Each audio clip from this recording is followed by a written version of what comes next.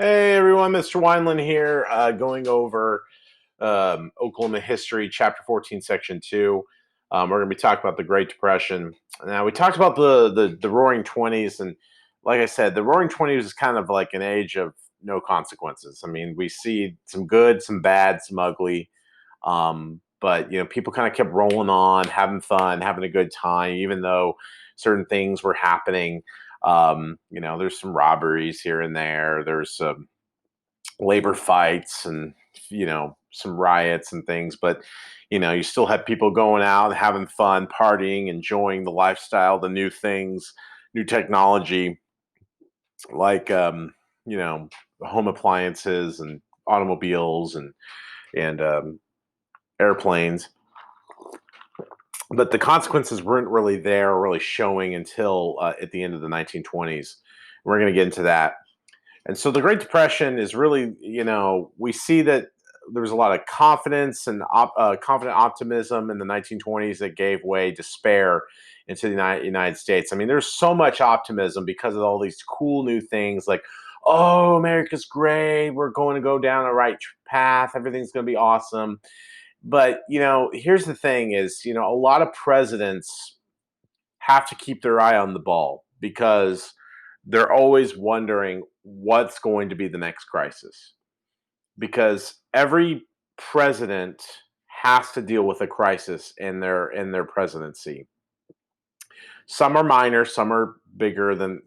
But the thing is, though, is the minor ones can grow to be bigger ones. And that's what ends up happening here is that because we refuse to address the labor issues, because we refuse to address some of the banking issues, because we refuse to address our financial issues, it grows us into the Great Depression. So Oklahoma in the 1930 at a population of over 2.3 million was an increase of over 300,000 from the 1920 census. And like I said, 34% lived in cities.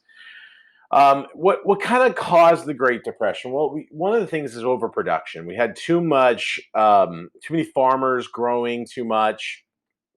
There was also a lot of slow spending. There was some slow to their spending from the farmers. We see consumers rush to purchase a lot of the latest household items. New things are coming out. Radios were getting better and more improved. People are buying that. They're buying refrigerators. They're buying washers.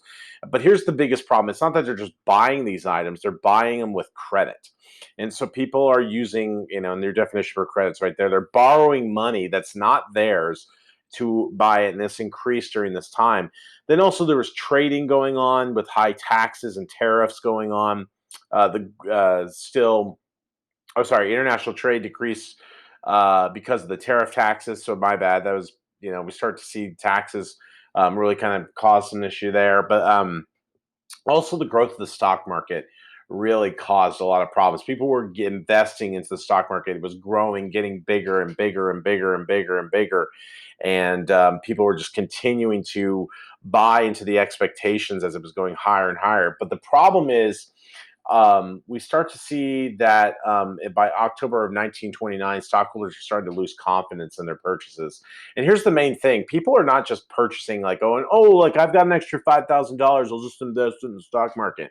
No, people were starting to treat the stock market like it was like kind of like what we do with fantasy football. Like, you sometimes have these like websites where basically I can drop $50 to participate in this game, and then I use that $50 to pick my players. And if my players, it's like gambling. They kind of treat it like gambling. So, like, I pick my players and I project that they're going to do this well.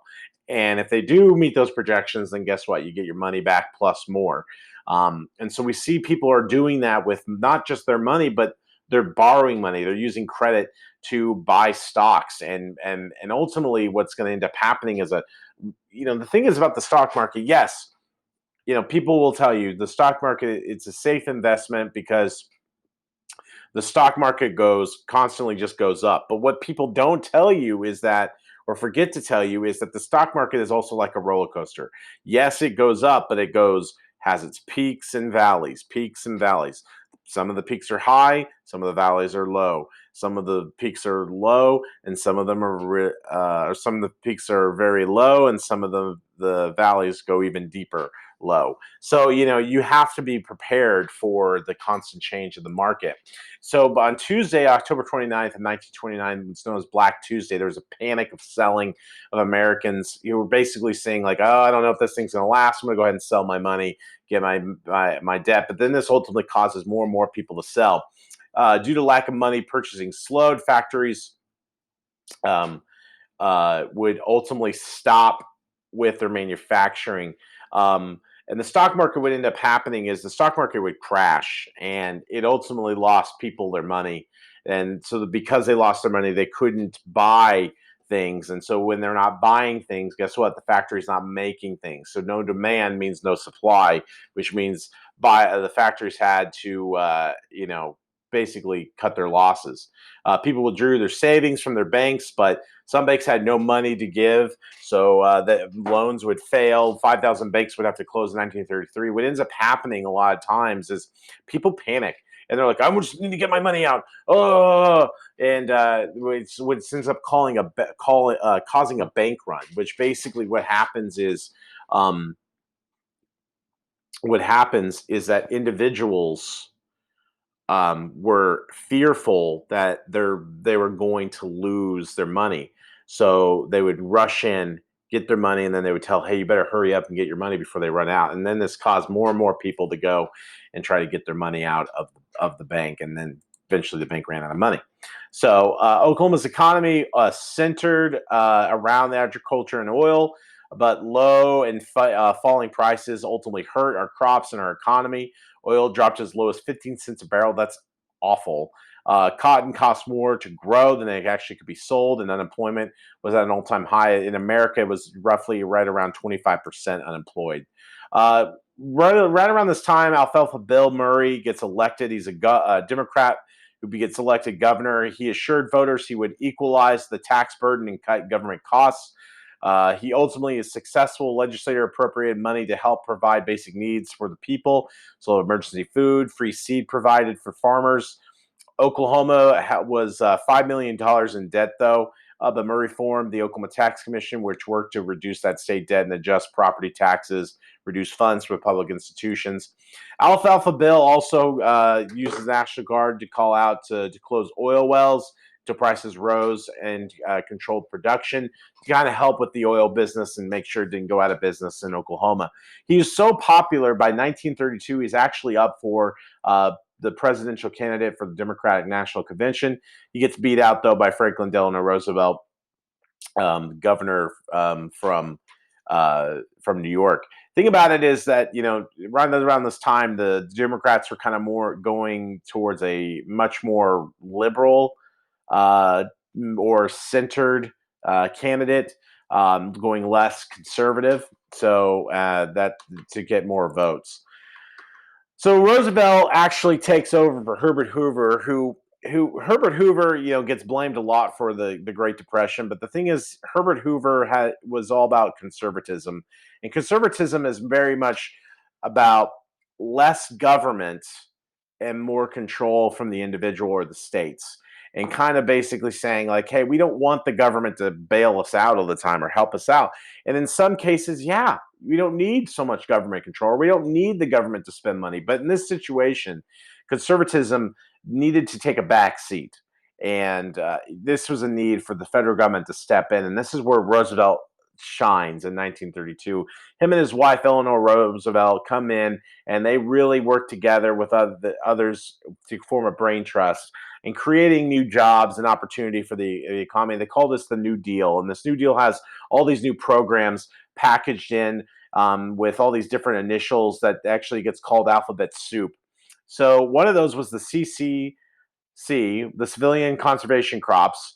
Your answer number 7, camps where young men could get a job constructing buildings, trails, parks, bridges, planted trees, dams, fought fires. So this helped in that aspect. Also, you had the PWA, Public Works Administration, built roads, buildings, other public works. You had the FERA, Federal Emergency Relief Administration, federal money for the state and local assistance for citizens, and then the FDIC, Federal Deposit Insurance Corporation insured people's money deposited in banks. And so, like when you go to the bank next time, you just look for the FDIC. You obviously can't go in the lobby now, but right now you can, at least go through the drive through, and they should have something posted about the FDIC and how much your money is insured. But basically, the FDIC was created to prevent any more bank runs, and basically to provide money to banks that the consumer that is giving their money to that bank, their money is protected up to a certain amount. And also, the other thing about the FDIC, what's interesting about the FDIC is that their goal is to make sure a bank stays open. Even if the bank has to be sold, they do not want to close banks. Closing a bank is probably one of the last resort things that a government wants to do, because they know how damaging that can be for the community as well as those customers. And so there's a lot of loans, a lot of money tied in, and that they want to protect that. So the AAA, Agricultural Adjustment Act, were to help farmers by paying landowners subsidies, which is leaving some of their land idle. Your answer number 8 is that it hurt tenant farmers because landowners were paid not to farm, leading a lot of these tenant farmers to eventually lose their job because they're not farming.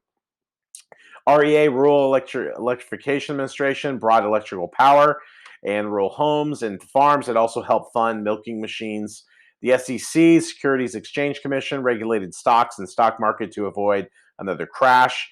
FHA, Federal Housing Administration, helped to provide low-income housing. We see Indian Reorganization Acts restored common tribal land and tribal self-government rights. We see the Second New Deal, efforts for relief, recovery, reform, continued additional more programs by 1935. We see labor unions were stronger with the collective bargaining laws, and your definitions here: negotiations between labor union and employer over wages, benefits, and working conditions. It also established the Social Security Act, which provided retirement for those who did not have savings after the crash of the stock market. We see also the Second New Deal provided the WPA, largest program in the New Deal, included public art and writing. We see a lot of artists were funded to create murals, paintings, sculptures, art around the country. We see the Dust Bowl, though, was a problem around this time. In the early 1930s, a drought occurred in the southeastern United States, spreading west into parts of Kansas, Oklahoma, Missouri, Colorado, Texas, New Mexico. We see the Panhandle was hit the hardest. We do see native grasses were removed to make way for plowing for farms and planted seasonal crops. But we see with the drought combined with grasshoppers and rabbits, it destroyed crops. Then you have the high winds. It comes in with all that drought. It blew away all the topsoil. We see April 14th, 1935, Black Sunday, dark clouds dusted, covered much of the state, blew up to about 39,000 feet high up in the air.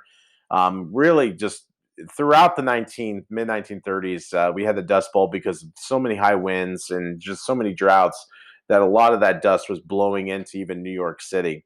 In 1936 to 1940, over 309,000 people left the state, going into California for jobs, agriculture. John Steinbeck wrote this in The Grapes of Wrath about the conditions, and this is where the term Okie comes from, because a lot of Californians did not want Oklahomans to come in and take jobs. Woody Guthrie wrote many songs and poems about the life in the region. We see in 1934, E.W. Marlin, elected governor, started the Highway Patrol, increased its state sales tax to 2%.